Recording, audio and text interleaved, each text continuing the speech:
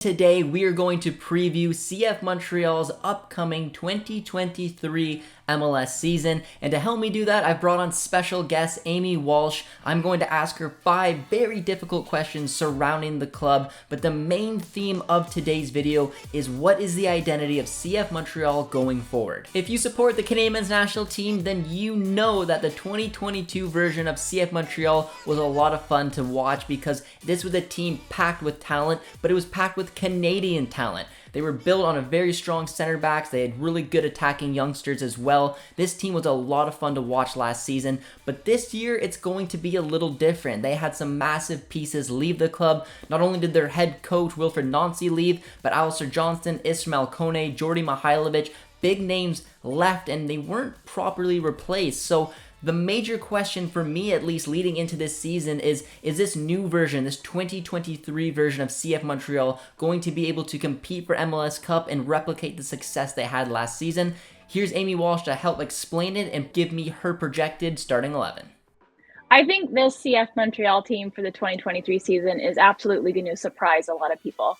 Yes, big pieces will be missing, big players from last year who made a lot of noise, but I think if you break down this roster and you look at the probable starting 11, you have 9 returnees from last year's 65-point season, record-breaking year for Montreal and its club. So we've got Mason Toye and Ramel Kyoto, El Romantico, the Honduran, coming back after a record year for himself, 15 goals, 6 assists across 30 games. We'll be looking to replicate that, even though he's never gone back-to-back more than 2,000 minutes in a season. You have basically the intact back line. You have that core 3, that trio at the back with Miller, Camacho, and Waterman. Waterman, who is, again, like very, very reliable last year, line-breaking pass. We want him on the ball a lot. And you have the 2 midfield mainstays in Wanyama and Piet, who make their return. We have a like-for-like substitution with Aaron Herrera, who comes over from Real Salt Lake, one of the supreme passers, one of the best pinpoint passers and crossers of the ball in MLS. He replaces Alistair Johnston and has the capacity as well to slot in that back 3 on the right. And Lassi Lapalainen, who for me is ready to break out, very reliable, huge engine in that left channel. And this year I think is going to be starting to put some goals in the back of the net. And of course, James Pantemis, who signs a new contract with CF Montreal, didn't get the starting job until second half of the season last year, had to wrestle it away from Sebastian Breza.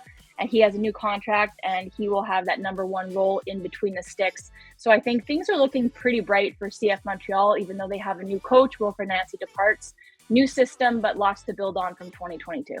Now, everyone understands that losing players is never easy, but could CF Montreal have done more to try to replace these type of names? These are big players moving out, and there looks to be a few holes in this roster. Now, losing a player like Ismael, Kone, and Alistair Johnston are difficult to replace, and I'm not saying that CF Montreal haven't done anything because they have brought in 4 players and a couple of very good MLS-level players like Campbell and Herrera, but there's still no DP signing, that star, flashy name that could come in here and do a job.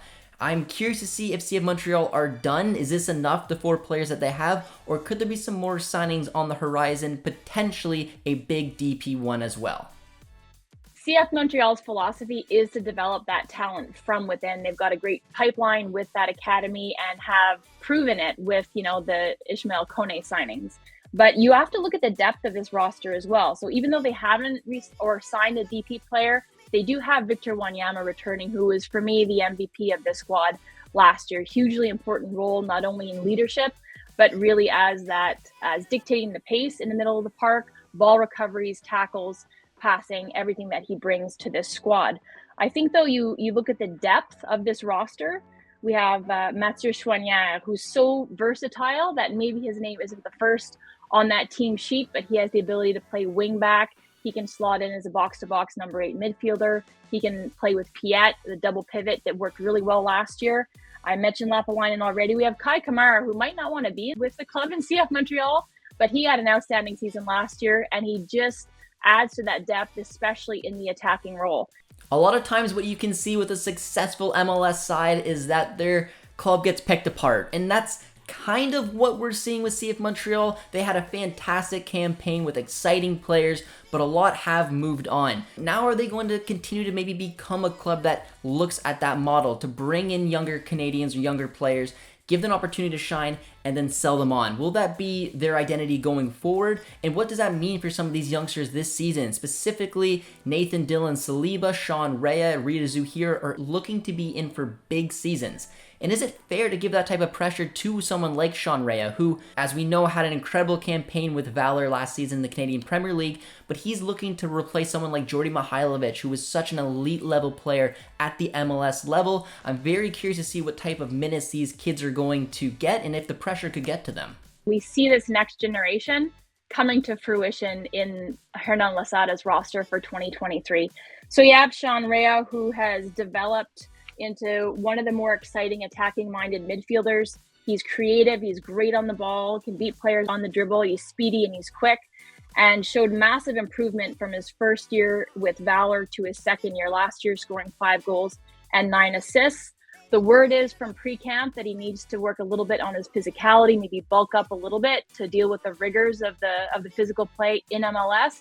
But I'm looking forward to seeing whether Hernan Losada has a place for him in a number 10 role, slotting in where Matko Miljevic, who recently suffered a knee injury, would normally have been slotted in. And Losada typically deploys a system either of 2 strikers or 2 attacking midfielders. And with that injury to Miljevic, it should be noted that he probably will go with the former, deploying 2 strikers and then 1 attacking midfielder and 2 holding. The other exciting youngster there's 2, Nathan Saliba has really distinguished himself well in preseason. So he's a highly physical and a technically proficient player. He can play that box-to-box number 8 midfielder or that more creative provider as that number 10, similar to the Djordje Mihailovic profile that we saw last year. And he's definitely exceeded expectations in this training camp. Great confidence, and he's really imposed himself on this team, shown a willingness to learn, and he's got a huge upside. Rida Zouhir, who was with the club last year and saw himself leapfrogged by the likes of Ismael Kone, has also looked solid. Great passing game, but himself, I think Saliba might surprise everybody and slot into the starting 11 for the opening contest of the season on Saturday versus Inter Miami. Now, I think it's fair to say that no one quite likes a rebrand like CF Montreal, and I'm curious to see just how far the patience will go with these fans. There's another new logo, no new kits yet, and like I mentioned, big changes around the club. Wilfried Nancy moving on, big name star players moving on, young Canadians moving on. I want to see how the fans are going to get behind this new CF Montreal side and keep the momentum going for 2023. Because at some point, if this doesn't go well and all these changes are happening, the fans could potentially turn on the club, and that's the last thing that they're going to want to see. Now, CF Montreal has made a lot of strides, I think, since the new guard is kind of blown in with Olivier Renard as the chief sporting director and Vasily Kremenzitas, the assistant sporting director, who's been with the club for a long time. And then last year in April with the hiring of former player Gabriel Gervais. So there's been a renewed interest from the club towards the fans to really be more inclusive, to have them along for the journey, to be part of that rebrand, which was so controversial.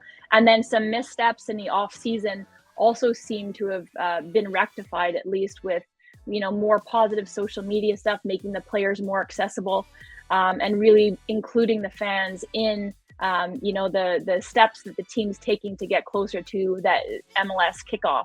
Jeremy Filosa wrote an article, said that 8,000 season ticket holders had been secured for this year, which is the most that they've seen since pre-pandemic.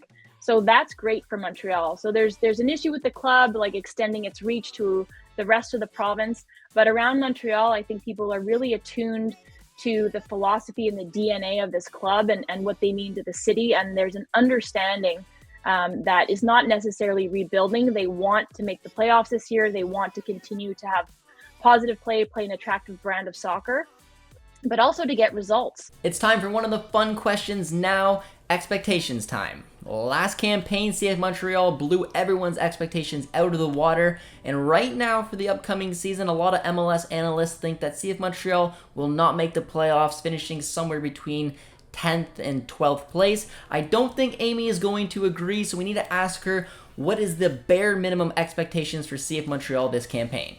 All these pundits that have this team missing the playoffs, I think that they're wrong. And it's not just because I'm a homer, that I'm from here, but I think that this team has the pieces, the key profiles and the characters on this team in leadership, but also in quality to really be a playoff team, especially with this new playoff format, which we can jump into another time. But I think MLS 20th out of 29 teams in the power rankings. I think this team will finish comfortably within the playoffs. So I'm going to say, hazard a guess, I'm going to say they're going to finish 6th.